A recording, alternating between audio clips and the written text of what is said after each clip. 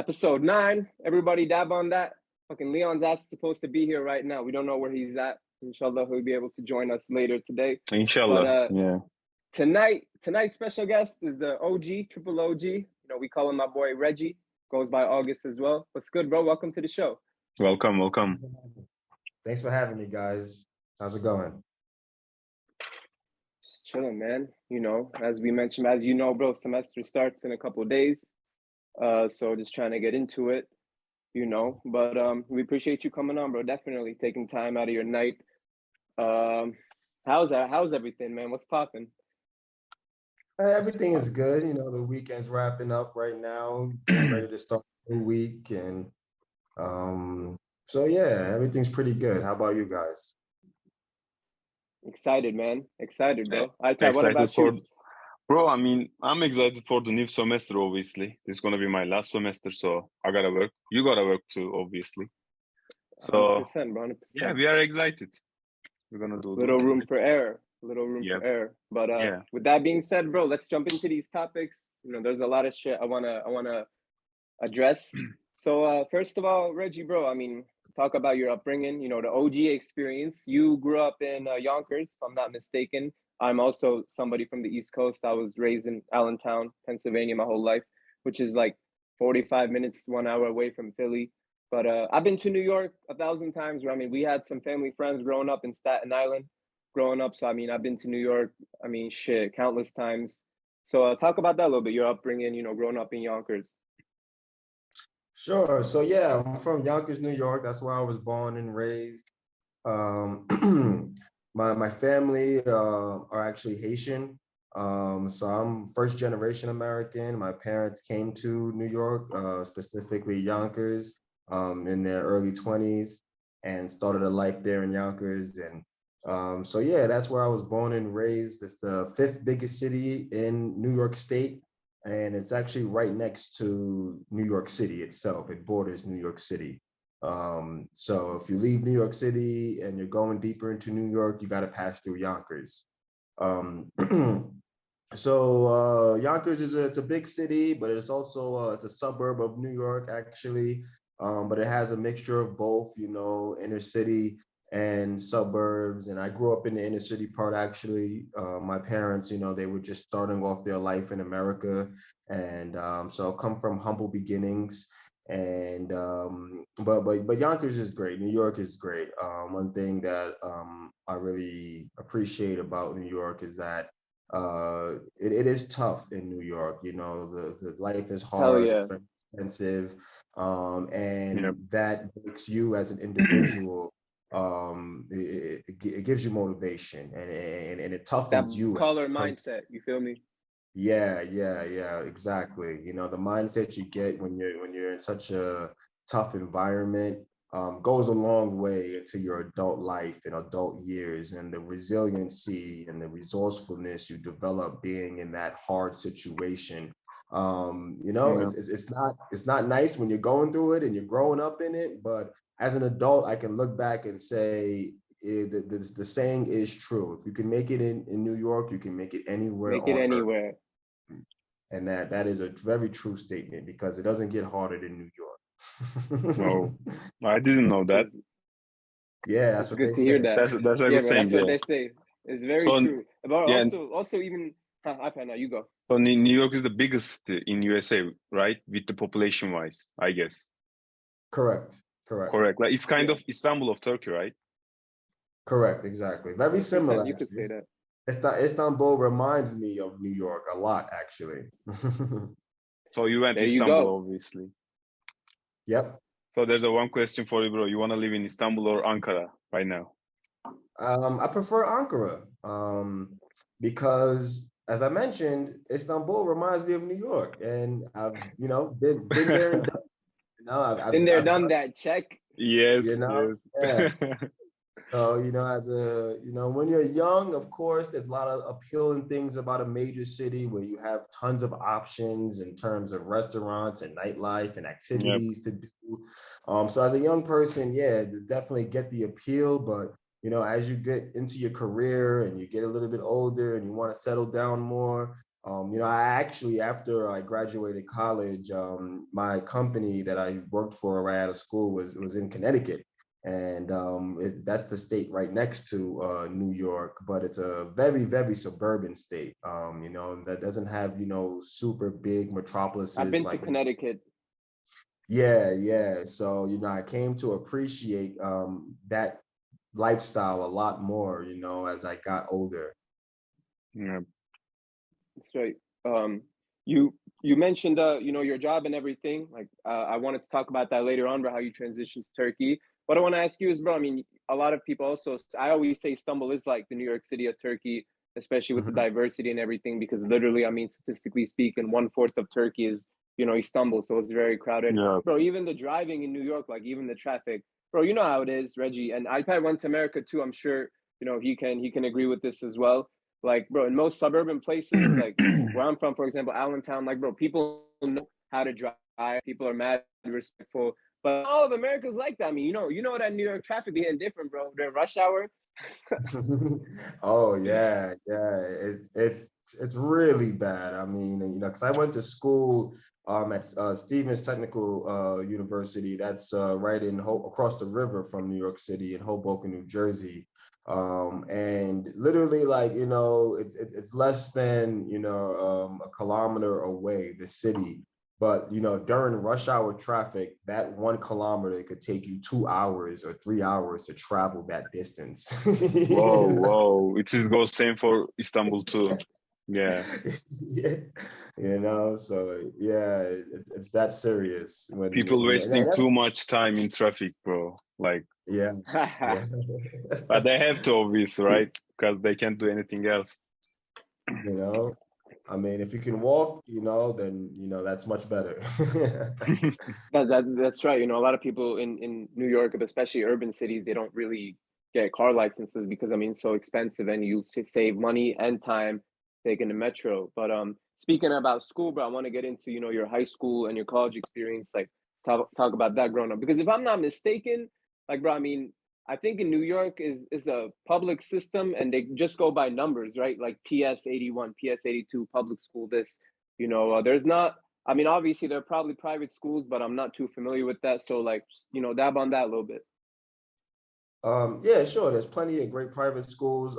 That's the system in New York City itself, where they, I guess, have so many schools. It's pretty much just number them. But in Yonkers, we only had like 4 or 5 high schools, and most of our schools do have names. So Yonkers is not on the New York City system. So my elementary school was actually named after Martin Luther King Jr. I went to Martin Luther King Jr. Oh Elementary wow. School, and my high school was Saunders Trade and Technical High School. Also in Yonkers. In Yonkers as well. Yeah. And that was a pretty cool school. They had this program, my high school, that is, where you took a trade in high school. And it was kind of like your major when you attend university. So it was pretty interesting high school experience. I had a auto mechanics trade major in high school, and we would work on cars. I learned how to do brake jobs, change oil, and a whole bunch of stuff. So it was very, very interesting. I know a lot of schools aren't necessarily set up like that. So Saunders is a pretty great school in Yonkers. That's what's up, man. Believe it or not, bro, my high school was also like that. In fact, the program was called LCTI. And I remember, like, bro, it was pretty fucked up.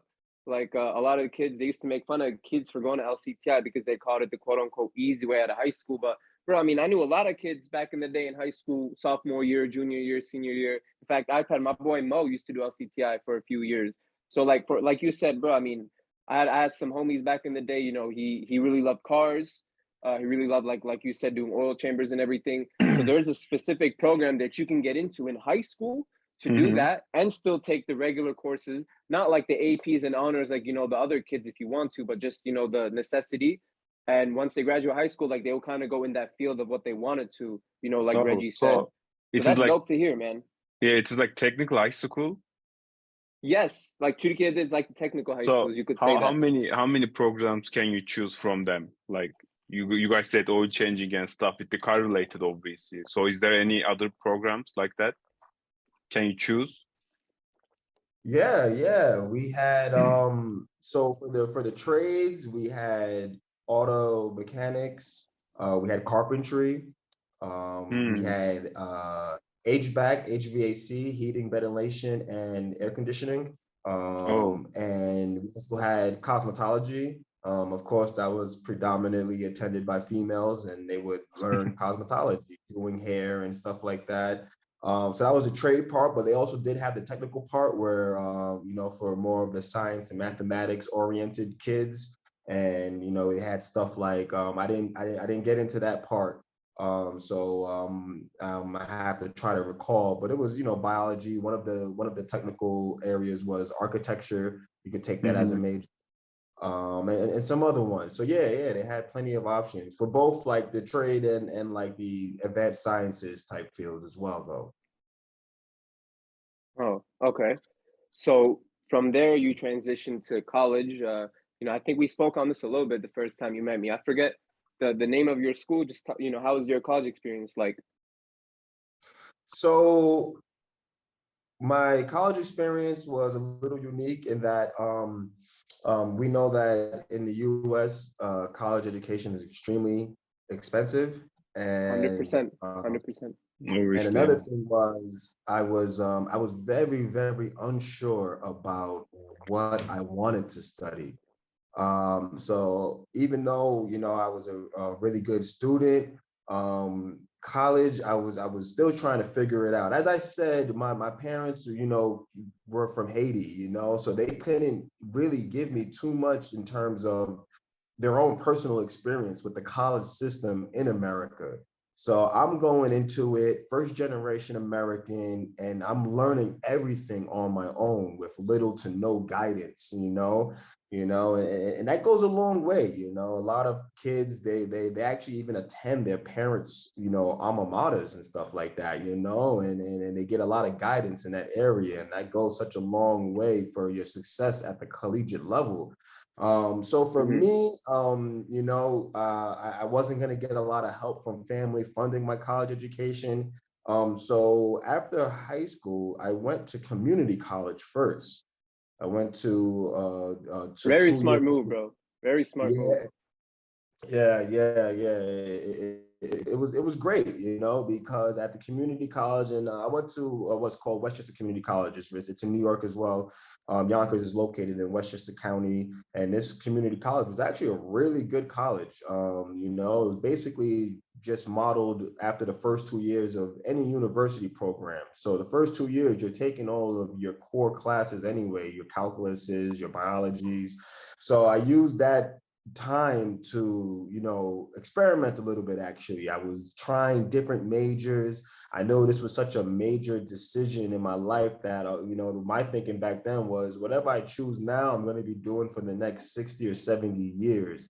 So it added a lot of anxiety to the process, because you're thinking about all this amount of time that you're going to be doing something. So yeah, I went to community college. I dabbled in a lot of different majors. I was really into video games in high school, so I actually started with computer science as my first major, and I enjoyed that a lot. But I didn't like the idea of working at a PC for the rest of my life.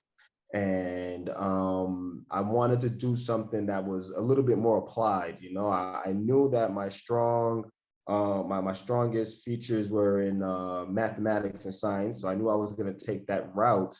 But I wanted to do something more applied. And that's how I ultimately end up choosing engineering. So after I decided about, after 2 years into community college, I decided I wanted to do engineering. And I happened to meet this track coach from the Stevens Institute of Technology, which is a really good engineering school in the US. It's in New Jersey. It's actually the first university that was completely dedicated to engineering in America. Really? Like pure engineering? Pure engineering. Their degrees are not like bachelors of science in engineering. Their degrees are bachelors of engineering. Like it's very specialized. Yeah, it's very, academic intensive, you know, type program. And in high school, I didn't get a chance to mention, I was really big into sports. I was on the track and cross country teams and also the wrestling team. Yeah, I love Wrestling, sports. I didn't And know that. yeah, me too. yeah. I was actually the Yonkers city champion in cross country 2 years back to back. Okay. Yeah. I used to do my thing in the long distance area That's why your ass be pushing up the pace on the basketball court. I noticed that shit. Exactly. You know. Yeah, I met the track coach at Stevens, and he invited me to check out the campus, and you know, my grades were great, and I was a student athlete, and I got a track scholarship to Stevens, and I went to go study there to finish my chemical engineering degree. Oh wow, chemical engineering. Mm-hmm. That's what's up, man. I want to add on to a couple of your points, bro. And I tell Alper this all the time. I mean, first of all, bro, with the whole education, yeah, bro. I mean, colleges are extremely expensive in America, like education. And I don't fucking understand it. Like, I got accepted to Penn State.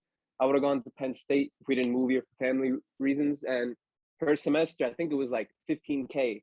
Like 15K, bro, just per semester. Like, that's ridiculous. You know, one of the biggest advantages of studying in Metu is, I mean, not just the fact that it's, you know, obviously it's the best in the country, top 100 in the world, but it's also, I mean, it's pretty much free. For Turkish residents, it's free. For foreign students like me, I mean, we have to pay 3,000 or 1,500 TL every semester, depending on your major, but that ain't nothing, bro. That's nothing. So, I mean, it's dirt cheap. So to study in such a prestigious university and, you know, to barely pay anything, like, honestly, I think, you know, inshallah, bro, when I have kids, like, I don't think I would want them to study college in America either, just because of unless they get athletic scholarship, of course, that's different, you know, and those are hard to get by. I'm sure you know, Reggie, but you know, so that's one. And there's a So I'm gonna ask a question. So we have universities in Turkey too, obviously, with the government universities and with the prices universities. You guys get it.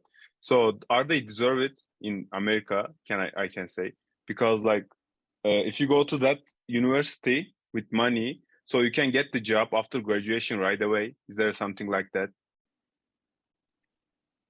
Yes. I think that's, you know, that's kind of what's going on with, you know, just higher education in general. You know, I mean, you're paying for the name, so to speak, and the access that it gives you. You know, at least in the U.S. You know, the Harvards and the MITs are going to give you access to that network of companies that recruit there, and So that's part of what's going on here, because at the end of the day, calculus 101 is the same at the community college, at Harvard. It's Calc 101. You know, no one is teaching anything different, but one institution is charging you $100, and the next institution is charging you 10,000 for that class. So exactly.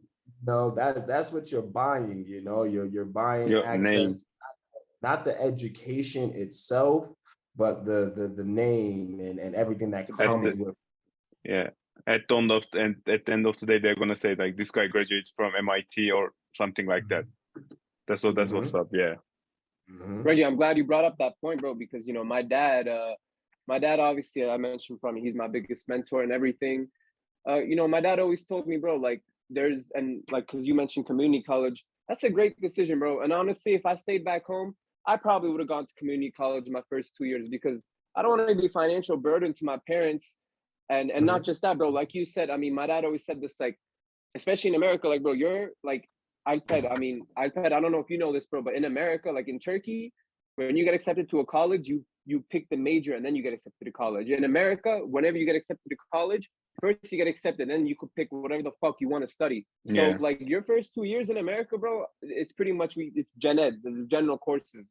So a lot of people, they go to community college their first 2 years to you know, save money, get good grades. And yeah, of course, I mean, like Reggie said, I mean, it's the same course, but of course Harvard calculus is going to be harder than community college, but it's still the same course. So those gen ed, those credits, they count. So a lot of people, they go to community college for 2 years, get good grades, save money, and then they transfer last 2 years to a bigger school to get that diploma. That's what Julian was going to do. He did his first 2 years at community college. He was going to go to, Penn State or Temple to finish. Yeah, that's So reasonable. I just think it's a really wise decision, bro. I mean, why do you want to be in all this debt?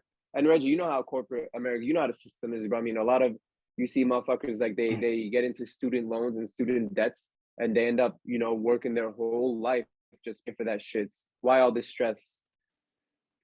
Yeah, and we were lucky in my area. Westchester Community College was actually a great college. The classes were on par with Ivy League courses. It wasn't like they were easier, that was kind of the wild thing about it. Like, like my community college education prepared me to study at one of the top engineering universities in the country. So, like that was kind of like the whole paradox about it, is that you can go get an Ivy League education at the community college level. And all community colleges probably aren't built like that. And, probably a lot of them aren't as academically rigorous. But I was fortunate to go to Westchester Community College, which is part of the SUNY system, the same system that SUNY is State University of New York. And all of the state universities in New York are part of one system. So this community college was actually part of that system. So it was designed for you to, be prepared to study anywhere. You can go to Cornell, you can go to Harvard, and it's not like your first 2 years at Westchester Community College, would have shortchanged you in any way. So it was a win-win. It really was. Yep. That's what's up, man. Transitioning from that, bro, I would like to hear your experience. So after college, I mean, talk about the whole working experience and how you started off in America, obviously. And one of the things I wanted to address was, so I mean, how you came to Turkey, like the backstory behind it, and also your experience, living in other foreign countries as well. Because that's one thing I really tip my hat off to you, bro. I mean, when Buddha first introduced us a couple months ago, like, bro, a lot of, Americans, including my best friends, like, they have no idea about, how rough economical struggles, how many things are on the other side of the world, because they don't leave America, and you were blessed with the opportunity. So just talk about that. Yeah, sure. So while I was at Stevens studying my chemical engineering degree, I got an internship at Sikorsky Aircraft, and I worked there for 2 summers. And after I graduated, they made an offer for me to work there full time.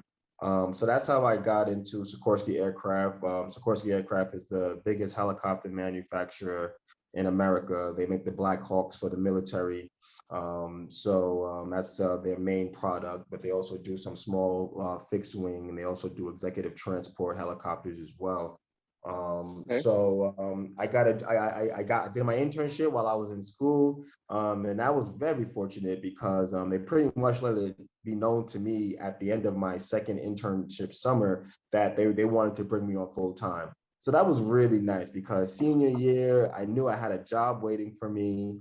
And I remember seeing my classmates, like, doing senior projects and taking exams, and also trying to juggle finding work, and you was all set. You was chilling in the back seat. So that was a big blessing. I went to Sikorsky Aircraft right out of college, and I was working there for over 5 years. In engineering, one thing about engineering is that I really wanted to develop my expertise, and that just takes time. I got a job as a materials and process engineer at Sikorsky Aircraft, and I was working there. I kind of focused on composites because when I came into the company, I asked myself, where's the helicopter industry going to be in 10 years, in 20 years, and I think that was one of my biggest things that gave me success in life, is just having vision, and then trying to understand where the world is going and what's going to happen in the future. Composites technology is where all advanced materials engineering is going into. We're replacing heavy metals with these lighter, super strong plastics, highly engineered materials.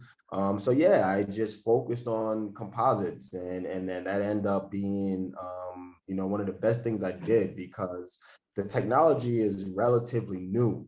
So, like everybody, a lot of the engineers at my company, material science wasn't even a thing when they were going to college. And, like a lot of their expertise is based on metals and stuff from legacy. And, right now, all of this new science is exactly that. It's new knowledge, it's new science. There aren't a ton of experts in the world on it because you can't even go to school to study it. I mean, at Stevens, we didn't even have a materials science undergraduate to take. And that's like one of the top universities. These are brand new programs where education is still just being formulated around. We're talking about state of the art, cutting edge technology. So that's where I decided to, put my wager on. I said, I'm going to be a composites expert. And that's what brought me to Turkey, really. When they needed my company, Sikorsky Aircraft, made a contract with Turkish Aerospace Industries, formerly known as. Yes, right. So they made a contract to make like 109 helicopters here in Turkey. It was a huge multi-billion-dollar program, and that contract will involve the technology transfer. We sent two shots our drawings, and they're basically becoming a manufacturer for the number one utility helicopter in the world.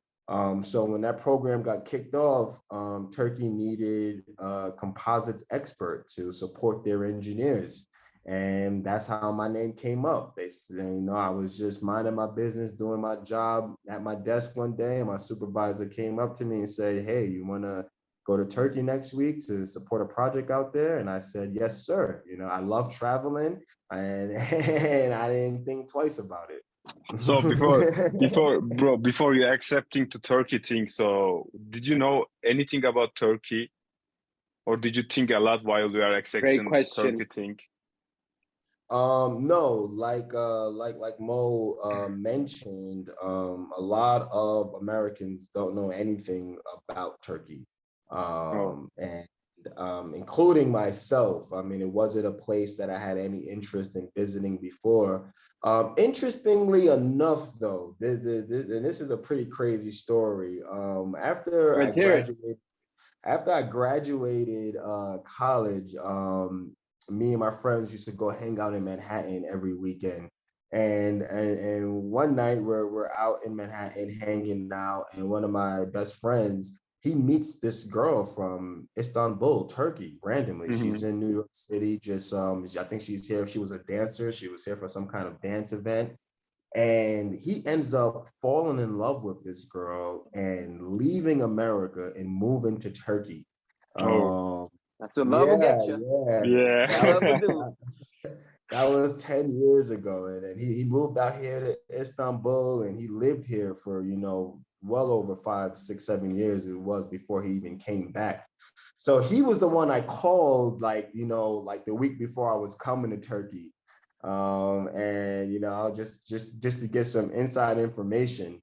Of course, my situation is much different because when I first came to Turkey, I didn't move here. I would stay in a hotel, and it would just be for like 2-week, 3-week assignments. I would come for 2 weeks, and then I'll go home, and then in a few months they'll call me back, and I'll come for 3 weeks, and then every time I came, the duration extended until the point where I was like, okay, we need you to move here. We need you here full time.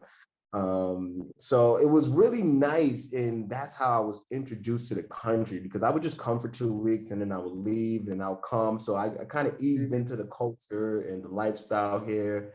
And but yeah, I didn't know anything about Turkey before I came here. How many years ago this one? So my very first time in Turkey was April 2017. That's when I first came. It's been 5 years then. Yeah, and that was just for 2 weeks. But I moved here 2-3 years ago. I moved here full time permanently. So you go, Muaz. I was just gonna ask, bro, what are some of the other countries that you've been to? Because I think you mentioned a few countries that you also spent some time living in. So, I haven't lived in any other country. I've done a lot of traveling. Okay. You know, not permanently, obviously. But yeah, it's funny. My friend just asked me this question, so I counted today, so I know exactly. I've been to 12 countries. I think you said you went to France. That was one of them. Yes.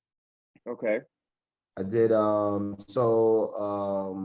did. I've been to Canada a few times. Of course, my family's Haitian. I've been to Haiti a few times. I went to the Dominican Republic a couple of times. I've been to Jamaica. One of my best friends got married there. Had a destination there. I've been to Colombia. Colombia. Okay. Yeah. I've been to France, the Netherlands, Hungary, Austria, Germany. No. Yeah. So I think which one was the best experience, bro, you ever had in these countries? The best? That's a tough question. That's a tough question. I mean, you enjoyed more. You enjoyed the city. You enjoyed the country and the people, obviously. You know. That's a tough one. That's a tough one. It really is. It's hard for me to. It better not be Turkey, bro. After all those countries you named, it can't be Turkey. And yeah, I was going to ask that. Like, did Turkey meet your requirements? Like, you were expecting something else and you saw something else, or yeah, it is Turkey, yeah, filan. How was it? No, I didn't have any expectations. That's such a tough question because it's like in terms of what, because for Turkey, I had an amazing time in Turkey. My career blew up here in Turkey. When I reached new really high levels in my career. I mean, I was basically standing up companies, manufacturing companies, aerospace companies. I was just meeting with military generals and presidents of associations. Yeah, this was a big project, and for my career wise, Turkey was amazing, and it was such a great experience as well too, because back in 2017. The lira wasn't even, $1 was barely $5. So, like in Turkey, I was living like a king. I mean, as far as like the best life experience I had, it actually was Turkey. I had a chauffeur when I was here in Turkey. I stayed in. Yeah, you told us this. I had a chauffeur. I stayed in world-class hotels. My company was paying all of my living expenses. So I was actually saving money. In America, you can have a great job making 6 figures. All these people are still living check to check. You're not saving any of your money in America. It's very hard to save money in America, bro. It's very hard. Definitely. You're making $100,000 in America, and people are still living check to check. That car they have is leased, that home they're in is mortgaged, the whole mortgage system. Everything is, everything is loans. What people really see in America is no one actually owns any of that. You lose your job and you lose all of that the next week.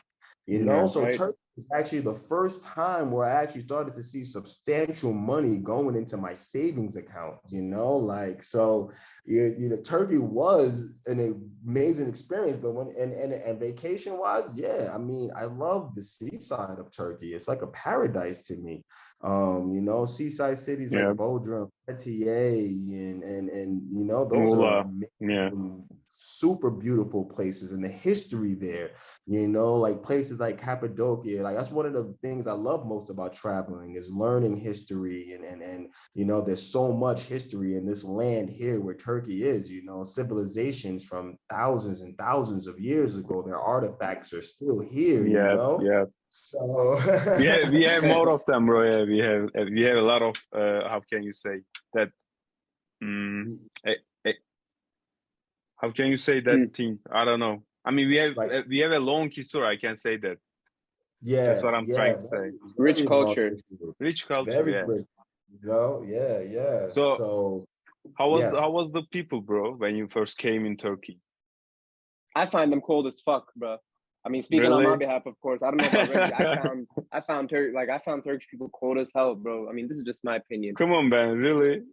Not all of y'all, of course, but you know, I mean. Yeah. I mean, you know, as far as the people, I met a lot of great people. But I would say this though, you know, coming as a professional, you know, a lot of people are surprised that I still don't know Turkish, even though, you know, I've been coming here since 2017. And a big part of that is because you know, I really was just dealing with, you know, my colleagues and any Turkish people that I work with, they all speak English. And after work, I didn't really have Turkish friends. So I didn't really get like you know, I didn't really get to meet a lot of Turkish people outside of work. Right. And also, bro, like you said, you were in the professional side of things. So you didn't, like you said, you didn't really get to deal with, you know, a lot of that. Yours is just, you know, of course, in the professional setting, of course, I mean, there has to be professionals. I mean, I was speaking on behalf of just like, I feel like because in Turkey, bro, the whole yabancı thing, like the whole foreigner thing, I mean, it's obviously getting way better and way better, but it obviously needs stumble and stuff. But especially in certain places, you know, in smaller cities, even in parts of Ankara, like, you know, I mean, I've been a victim of this, bro. My mom's from Mersin, and you know, every time I go there, like I'm dressed differently. Obviously, I look a little bit different. I'm speaking English. You know, people are looking at me weirdly. You know, mocking me. Just all this bullshit, and it takes me off. Like, bro, it makes me hella uncomfortable. That's why I said the whole cold part. I mean, yeah, you know? It's because you are new for them, bro. That's why probably. I mean, they didn't ever see something like that. Yeah, the culture difference, you know. Reggie, did you kind of live through that a little bit too, like outside of work? Yeah, I did. Yeah. Mm-hmm. I mean, you know, it's normal, obviously. There's transitioning from all this, bro. I mean, of course, you know, we had to talk about basketball. I mean, that was a must. Just but talk about, I mean, bro, the whole, obviously, I mean, the whole East Coast culture. Like, I know basketball in New York. Like, speaking on my state, obviously, I'm not exactly from inner city Philly, but I know, you know, close to my hometown, Philadelphia. I mean, we have a lot of basketball legends. So talk about like the whole basketball culture from your side, how you fell in love with the sport, and we'll talk about our pickup game that we played a couple months ago. I mean, it was only one, but we were cooking everybody. So yeah. I mean, well, one of the sayings growing up was ball is life, and literally. You know, New York especially, we have a very, very huge basketball culture there. And yeah, I love basketball. Yeah, it's actually my favorite sport. I mean, if I was tall enough, I would have certainly tried to, you know, go pro or something. I mean, but what you mean by tall, bro? Like, how tall we talking here? I mean, if I was a little bit tall, I mean, you know, for me to go pro, I would have had to do some kind of Nate Robinson, legendary human being type, you know, type of thing, you know. You 5'9". Yeah. So yeah, you know, try not to, you know, try to stay in your lane, you know. So but yeah, so basketball was one of my first loves. You know, I really do love the sport. I play it, you know, as much as I can, every chance that I get. You know, even right now, you guys are part of a basketball group I have a WhatsApp chat with like 40 balls in there that I've added, and including me. Yeah, we organize games all the time. I love the sport. Love to watch, play it. So yeah, that was just one of my favorite activities. I was the type of kid that could, you know, go to the park first thing in the morning and play until it was time to go home and go to sleep. Like seriously. So I can't. the people in New York start watching like American football more or basketball? I guess it's American football, right? I mean, football is and which one is America, popular? But in New York, I think yeah, I'm saying especially basketball. I would say it's Reggie would know, but I would assume it's basketball. That's a tough question. I mean, I would just have to like go directly to the numbers to say, which one is more popular, because I'd just be guessing at this point. I mean, New York also does have. New York has the New York Giants professional football team, New York Jets professional football team. Have the Jets, so many teams. They have Jets too? Buffalo Bills. New York has 3 professional football teams. Are they in the same league? In the pro league? Yeah. Same, I didn't know bro, that. same NFL. Whoa. Just like how California has 4 teams in the NBA, 2 LA teams. Same thing with New York and the NFL. Yeah, and actually, bro, I mean, I've seen a documentary about the Brooklyn Nets, and actually, bro, they said, I mean, even before basketball, like in the boroughs, before the sound of dribbling the basketball, it was baseball was a huge thing back in the day when y'all had the Dodgers before they moved to Cali. Like I watched a documentary about it. I mean, everyone was upset, but baseball was actually even more than basketball back then. Yeah.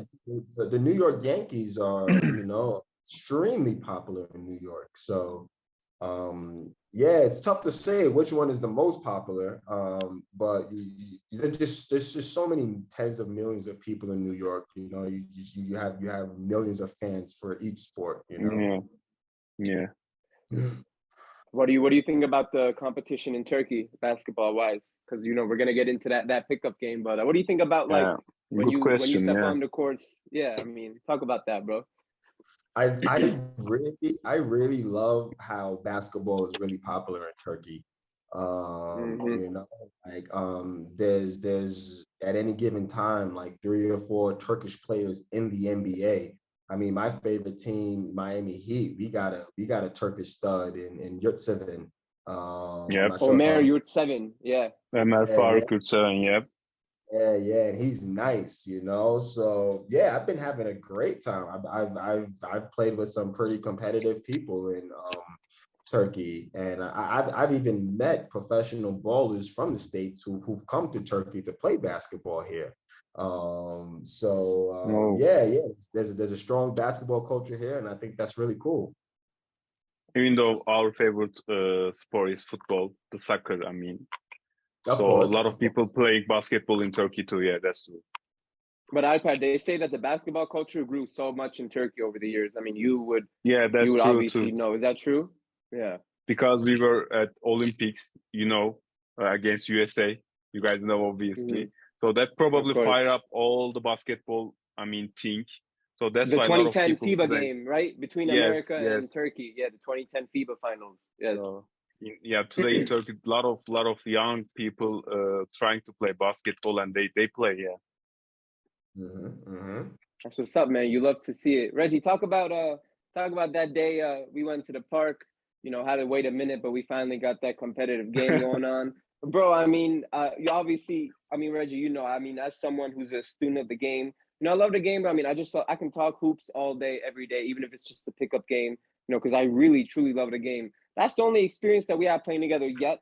And, there'll be many more games, but as of now, talk about that game a little bit, bro, because, it was competitive, and I think the opposing competition, bro, they were good. I mean, the dudes were shooters. They were skilled, but the 3 of us, our 4th guy was complete trash. Dude, if you're listening to this, bro, you were buns, but he's probably not. But it was the 3 of us. We basically carried the team. And talk about that experience, bro. Playing that pickup game with us. Yeah, it was fun, man. It was very, very fun because honestly, a lot of the guys that I play with don't really play basketball like that. I'm the one that kind of got them into it. Of course, everyone plays football out here, So, I love basketball, and I invited my friends to like come play, and so they're not they don't have a ton of experience, and they're just playing because I invited them, and just because we're having fun together as friends. So that game was really nice when you guys came out here and we played together because you guys play, so we were able to, have a nice competitive game, and we were doing well, and we never even played together before. So that was really nice. Exactly. And like, bro, we talked about this. Me and Reggie spoke about this off camera many times.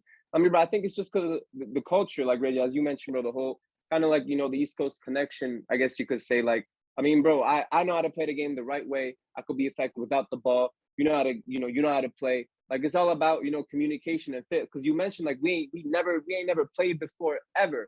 So to just fit in that moment, it was I mean, it was very smooth. And because we had a big man in iPad, you know, we had a forward and me shooter, and we had a guard and Reggie. Like I think it was I mean, it was just an amazing debut in the sense that I think so. I had 9 points. I mean, I was cooking from three. I remember I had 3 threes. I mean, Reggie found me for two of them.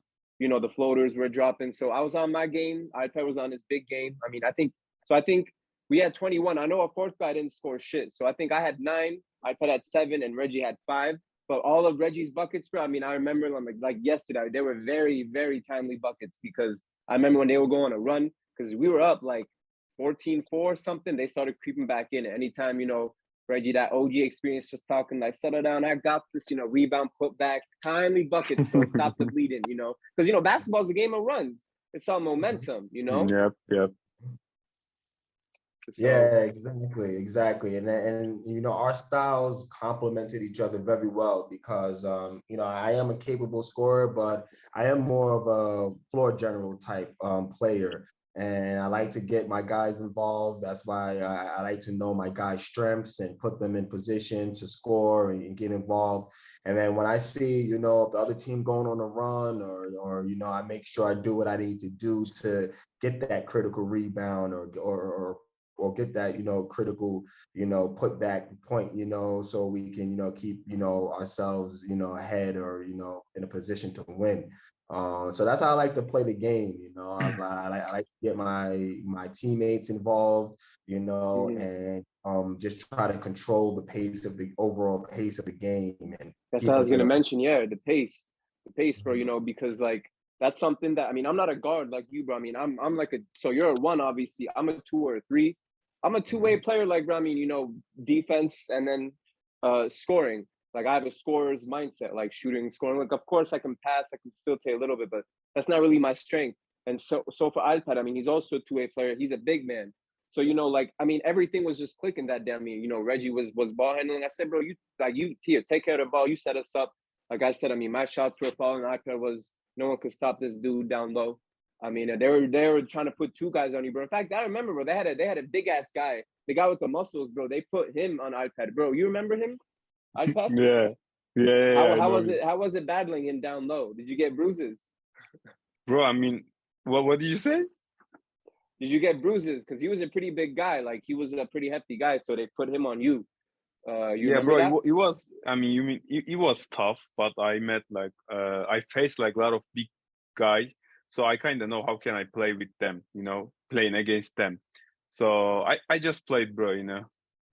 You know, Reggie knows MJ, and Reggie. Every time we play ball, bro, we always put iPad and MJ on the opposing team because these motherfuckers can't be on the same team, bro. It's just too big. So MJ was the only guy that can, you know, guard and kind of subdue iPad because he's just too big for all of us, bro. I mean, what, 6'3", 270 pounds, like, bro, 260, like. Bro, LeBron's height and you're 6'3", bro. Like I'm sorry, his weight. So, but yes, sir. So speaking of basketball, bro, last topic I want to get into the whole NBA talk. So interesting question for you, bro. I mean, who would you say was the player in your era? Because I did the calculations. I think you would say Kobe because I don't know when you started watching basketball, but I think you were around, you know, I mean, in the 96s and 97. I mean, you were still, what, in middle school? So I think Kobe was the player of your era. So. Yeah. At that time, Kobe was pretty much considered the best player in the NBA by most, I would say. Yeah. And Shaq maybe, right? I'm sorry? And Shaq maybe. Shaq was rising that times, I guess. Shaq. Oh yeah, of course. Oh yeah. Those days. Oh no. I mean, Shaq was a, you know, just he was a player. Major problem. I mean, they had to change rules because of Shaq. You know, in the NBA. So, you know, like he broke the game. You know, he was just unstoppable. You couldn't guard him. You couldn't stop him from putting up 25 plus a night. You just, you know, you can only hope to hack a Shaq, you know, like, you know, Really? That was the thing back then. people would literally, once you inbounded, they would just go and attack Shaq and just put him at the line because he was a terrible free throw shooter. And that was the strategy of NBA teams at the time. You know, he broke the game. You know, you couldn't even play the game properly with Shaq on the floor. Yeah, but I mean, the interesting thing about that was during those days, my first favorite team in the NBA, when I really got into it and like started watching regular season games and, you know, learning, you know, everything about the sport, my favorite team was the Sacramento Kings. And really, what yes, year is this? Give me the time span so I know the era. Like 2000s Kings, like with Vlade and Mike Bibby and Tasia, like those early Kings. Yeah, okay. Yeah. Chris Webber, Mike Bibby, nice. You know, Pages. They had White Chocolate before that. They had Jason Williams before Mike Bibby, correct? Williams, yeah, Jason Williams, White Chocolate. You know, that was my favorite team because they really changed basketball. That was, from my recollection, that's when the NBA started to shift towards the game we see today. Rick Alderman, the Sacramento Kings head coach, he introduced the Princeton offense into the NBA. And, you know, I remember those days, you know, NBA games used to be like the final score would be like 72-80 and stuff like that. And then here come the Sacramento Kings with Rick Alderman, and these guys are shooting up and gunning, fast tempo, they're dropping 110 in a game, you know, and that just wasn't common, at least for me back then. You know, back then the NBA was much more physical, much more slower paced game. And then the Sacramento Kings, you know, they really innovated, and I loved that team. I really did.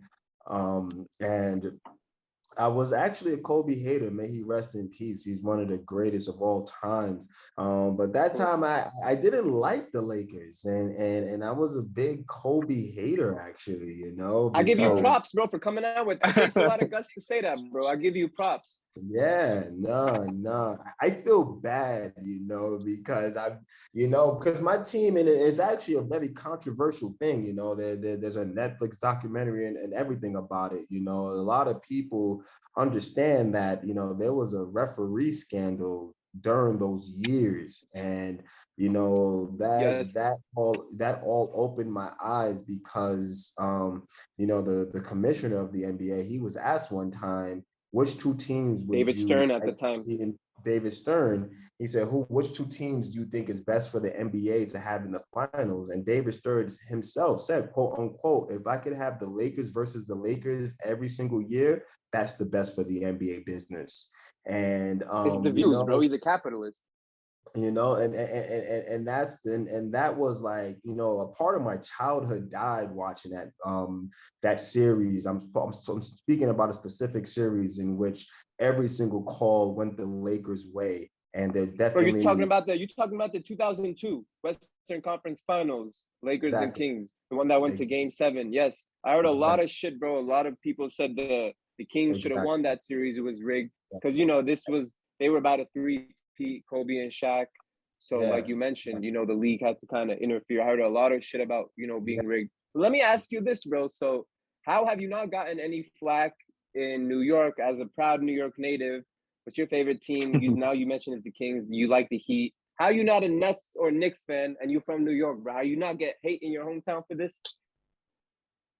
Not really, because the Knicks been so terrible. I mean, they do not deserve, you know, us New Yorkers as fans. I mean, it's been, the organization it's just been a joke, and I'm not gonna throw my support behind a team that has no intent on actually winning. The New York Knicks are one of the most valuable teams in the NBA. And they will always be the most valuable team in the NBA and make the most money no matter who they put on the floor. They could put... New York is the biggest media market in the world. You know, so I don't know what's going on. I don't know if it's because they have no incentive to be good.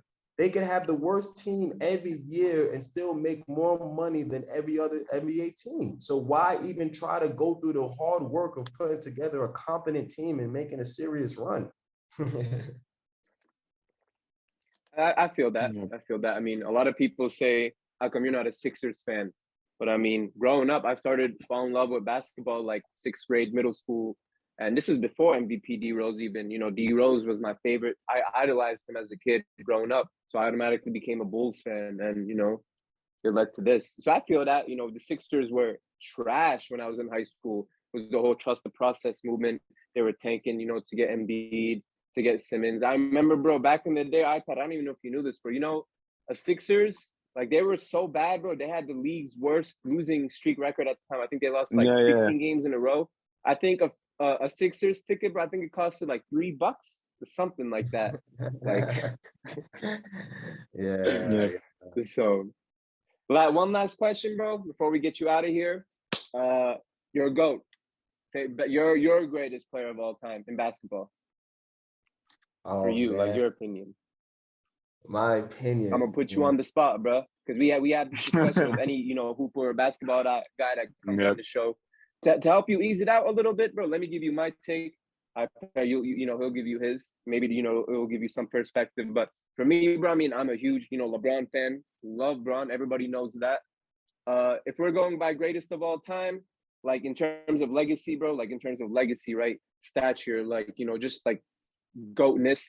Michael Jordan is 1, you know, LeBron is 2. And the reason why I put LeBron as 2 is because, unfortunately, I mean, he's 4-6 in the finals. Now, a lot of these finals losses aren't on him, but it is what it is. And, you know, I mean, you can't be the GOAT and have 6 losses in the finals. Plus, I mean, Michael Jordan was the first to do it. Like, he just had his own swagger. But LeBron, I mean, if you ask me, bro, to start any franchise or any team with a player, I'm picking Bron all day, every day. I mean, the dude is, you know, he puts the team on his back, does everything. He's like a mixture of Michael Jordan and Magic. So I'm going to go with Bron. Okay. Pat, what about you? Like, it's all subjective, bro. I mean, it's you LeBron. Can't just... Yeah. we knew that. Yeah. Okay. Yeah. So, Reggie, what do you think? I'll go with Michael Jordan as the greatest of all time. So you were OG. I knew that was coming. I mean, I knew that. Where do you think Bron is? Where would you put LeBron on your all-time list?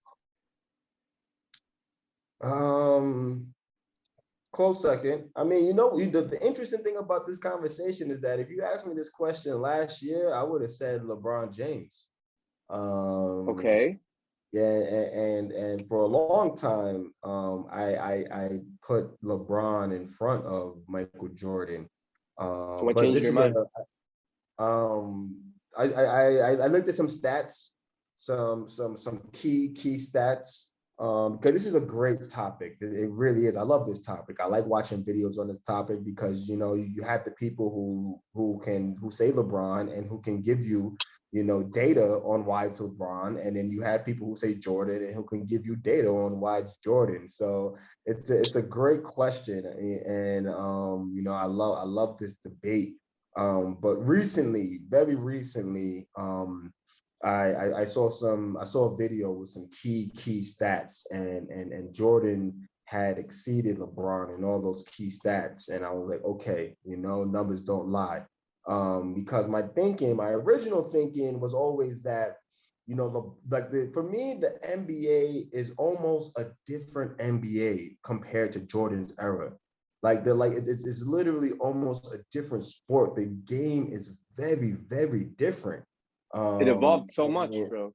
It evolved so much. So the skill sets required in Jordan's era are kind of different in LeBron's era. I feel like we're not comparing, you know, the same league. It's 2 different games. So for me, that's why I think this is a really, really challenging one. But my thinking previously was that right now the skill set of NBA players is much, much higher than when Jordan 100%. 100%. You know, I mentioned this on a previous episode. Yes, sir. You know, like, people are routinely pulling 3-point shots from half court with consistency. Like, you know, like, people are good from shooting at the logo. In Jordan's era, that was unheard of. You know, people did not shoot from the logo in Jordan's era. You know, like the floor spacing is higher. You know, like the skill set of the average. Bro, the talent too. And the talent level, the game is just evolved, and players are they're starting earlier. That we have advanced stats and science and medicine and all this stuff. Players are much more better than in Jordan's era. That's one thing that the LeBron supporters say about Jordan's era. They say that Jordan was literally playing with like plumbers and carpenters. Yeah, you know, back in those days, you just had to be a big guy. Like, you know, you just had to be a big, strong, and you can get a contract in the NBA. Now you have like the center position is not even a position anymore. Bro, it's positionless basketball today. You know, you got guys like Joel Embiid pulling up threes. Imagine if Shaquille O'Neal had a 3-point shot. You know, I mean, Shaquille O'Neal couldn't even shoot a free throw. Like, you know, you have Jokic and Embiid, and you have these big, you know, traditional center type guys who can hit threes. It's different right now. But with all that being said, it is easier to score now. So a lot of people say that, you know, Jordan in his best year, he scored like 37 point something a game in his best scoring season. They say Jordan could easily average over 50 something a game. And I do agree with that, because now in Jordan's era, you used to be able to be a lot more physical and you know, and stop plays before they got started. And now Jordan would cook in today's NBA. He would be dropping like 50 a game, you know? So it's tough. It's tough. Look, I want to just say, I want to add on one thing, like as Reggie mentioned, bro. You know, y'all know the saying, work smarter, not harder. You see, look, it is easier to score in today's NBA, and the league has obviously gotten 100 times more softer compared to the 80s and 90s. But that doesn't mean that the defense, you know, is trash, because, bro, back in Jordan's time, like the game wasn't involved, but it was just, you know, no space and nothing. And as you mentioned, like, bro, imagine dudes like KD, 7'2" guards, Steph Curry, Dame, Trae Young, imagine, like Zion athletes. Like, imagine these guys playing in Jordan's era. I'm not going to disrespect Jordan's era by saying he played with plumbers and whatever. That, I think that's more 50s, 60s. I mean, there were still some great Hall of Famers in Jordan's era too. But the teams and the players are way more involved in this era. And like, there still is, of course, like there still is defense. But that's the thing, bro. Like back then, was it really defense? Like, was it really defense, bro? You watched the documentary, right? I know you watched the Jordan documentary. You know, the Detroit Pistons, like, so every time, you know, they had the Jordan rules. So every time, you know, he would come into the lane, they would send 2 guys and just hit him. Bro, that's physical, dirty defense. That's not even technical, smart defense. So was it really defense or was it really, you know, physicality? So you can't really compare, like, comparing players is like comparing eras. Like, you can't, bro. Like, I see this, you know, one of these hypothetical questions all the time, like, oh, who would win? 98 or 96 Bulls, 73-9 Bulls versus the 2017 KD Warriors. Like, what era are we playing in? Because if we're playing in the 90s where, you know, it's physical, hand checking was allowed, then, you know, I'll probably go with the Bulls. But if we're playing with today's era where, you know, these guys just be flushing threes and you can't touch nobody, then you know, it's the Warriors. I would still probably pick the Warriors. But, you know, so, yeah, bro, just add on to your point. Yeah, exactly, though. Exactly. You know, the games are different, you know. So that's the point that I was trying to make too about the Jordan versus, you know, LeBron era, you know, discussion. It's the games are very different. You know, the rules are different. I thought you want to add on anything? No, I'm good. Alrighty. That about sums it up, bro. Episode 9, that wraps it up. Reggie, we appreciate you coming on. You know, had to have Reggie on today. Thank you for your time, bro. Really, it's good to have you here, bro. Thank you. Yo, it's my pleasure. We appreciate the vibe. Thank you for inviting me. This was a great discussion. I enjoyed it. For sure, bro. We'd love to have you on again. You know, sometime in the near future. For sure. But have a great night, bro. Take care of yourself. We'll keep in touch anyways. Enjoy the rest of your night, bro. And let us know about that tournament coming up. You know, because we trying to cook. So, show. For sure. All right, y'all. Y'all have a good one. Like I said, dab on that. Episode 9. Peace out, everybody. Good night, y'all. See you guys on the next episode.